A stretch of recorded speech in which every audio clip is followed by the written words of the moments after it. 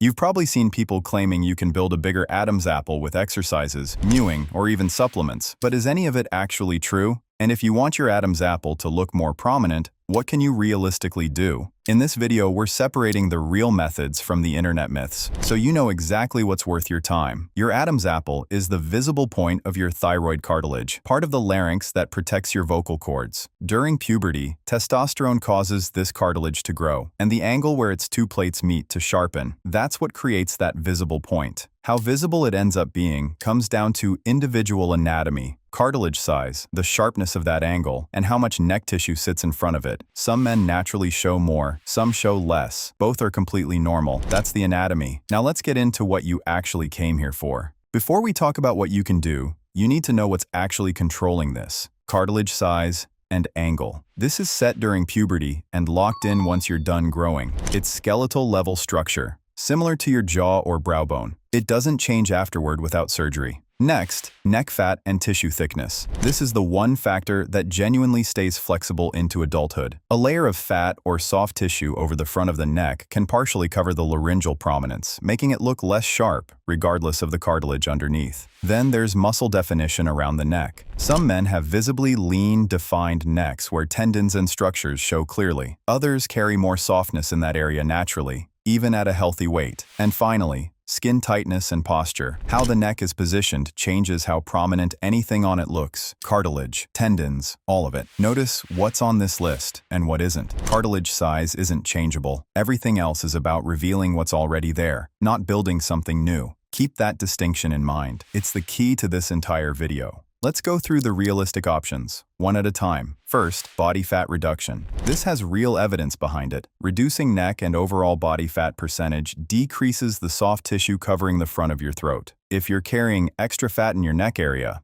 losing it can make an already present Adam's apple noticeably more visible. This doesn't create a bigger cartilage structure, it just removes what was covering it. This is genuinely the most effective evidence-backed method available. Next, posture correction. Forward head posture, where your head juts ahead of your shoulders, bunches soft tissue at the front of the neck and can partially obscure the laryngeal area. Correcting your posture, so your ears align over your shoulders, elongates the neck and can make existing structures, including your Adam's apple, appear more defined. This is a real, supported effect, but it's a presentation change, not a structural one. Then there's neck muscle tone. Building general neck and upper body muscle can contribute to a leaner, more defined neck appearance over time, especially when combined with lower body fat. The evidence here is more about overall composition than the neck specifically. There's no dedicated Adam's apple muscle you're training. And finally, voice training. Voice training doesn't change how visible your Adam's apple is, but it's worth mentioning because it's often confused with this goal. It can improve vocal control, resonance, and clarity.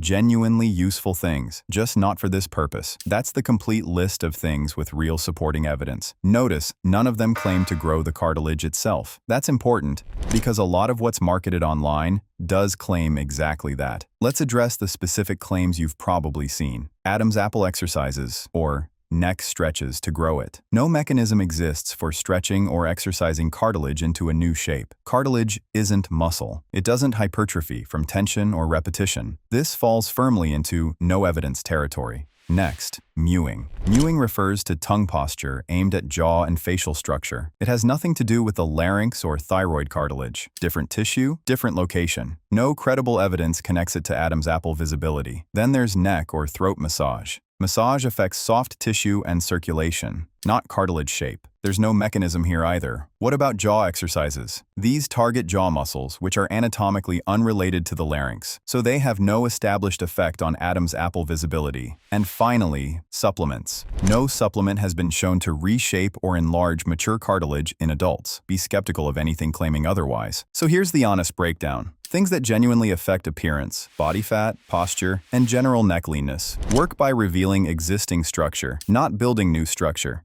Things that claim to grow or reshape the cartilage itself. Exercises, massage, mewing for this purpose, and supplements don't have evidence behind them. Now, what about medical procedures? If someone wants an actual structural change, not just revealing what's already there, but altering the cartilage itself, the only real option is medical. A chondrolaryngoplasty is a surgical procedure that reshapes the thyroid cartilage. It's typically performed for gender-affirming or reconstructive purposes, and less commonly for cosmetic reasons. I'm not going to walk through details of the procedure here. That's not appropriate for a general audience video, and it's a decision that requires a real consultation, not an internet script. What matters is knowing that it exists as a method with genuine structural effect. It carries real surgical risks, and it should only ever be discussed with a qualified medical professional, not decided based on a YouTube video. For the vast majority of men, this isn't necessary or worth pursuing. The non-surgical factors we covered already offer realistic ways to improve how the area looks. So, what should you actually do? Let's make this simple, realistically changeable. Your neck's body fat level, your posture, and your overall neck muscle tone. These are supported by evidence and within your control through general health habits. Nothing exotic required, not changeable without surgery. The actual size and angle of your thyroid cartilage. This was set during puberty and is part of your individual anatomy, the same way your jaw shape or nose shape is. And when should you just accept it? If you're already at a healthy body composition, standing with good posture, and your Adam's apple still isn't very prominent, that's simply your anatomy. It was never something everyone was going to have in equal amounts, and it isn't something that should define how you see yourself. Put your effort into the things that are actually in your control, your health, your posture, and how you carry yourself, and let go of chasing a feature that was largely determined years ago during puberty. You don't need to chase every internet hack. The goal is to understand what's actually changeable, put your effort there, and stop wasting time on things that aren't. That's what real self-improvement looks like, not chasing every trend,